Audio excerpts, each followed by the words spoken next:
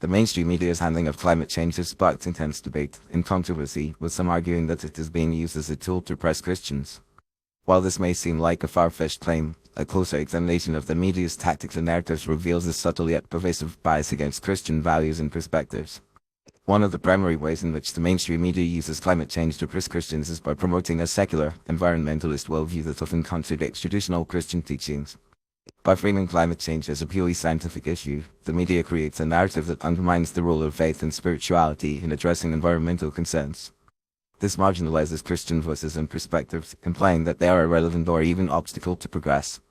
For example, when Pope Francis released his encyclical on the environment, Laudato Si', the media focused primarily on its scientific and political aspects, downplaying its theological and spiritual dimensions. The media's emphasis on climate change as a collective, global issue also self-steward individual freedoms and autonomy, which are core Christian values. By advocating for drastic, government-led interventions to mitigate climate change, the media creates a narrative that justifies increased state control over personal lives and choices. This undermines the Christian emphasis on personal responsibility, stewardship, and free will.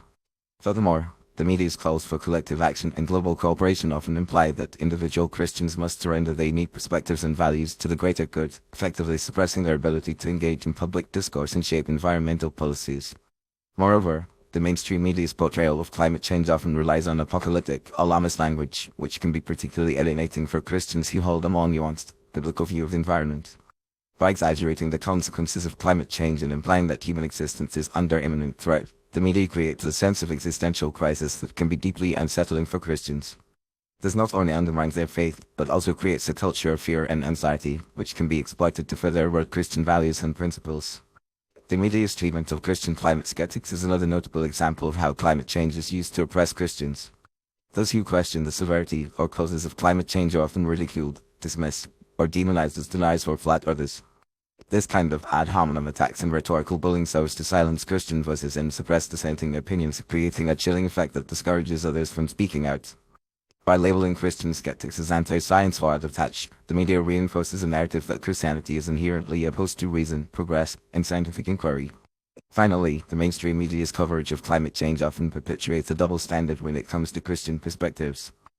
While environmental activists and secular organizations are given ample airtime and column inches to promote their views, Christian organizations and leaders are frequently ignored or misrepresented. This creates a power imbalance, where Christian voices are relegated to the fringes of public discourse, while secular perspectives are centered and amplified. This is particularly evident in the media's coverage of environmental policies and initiatives, where Christian concerns and values are often overlooked or dismissed as special interests. In conclusion, the mainstream media's handling of climate change reveals a subtle yet pervasive bias against Christian values and perspectives.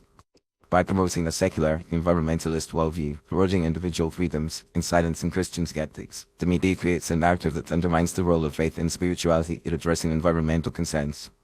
As Christians, it is essential to recognize these tactics and to engage in public discourse, promoting a more nuanced and balanced approach to climate change that respects the diversity of perspectives and values.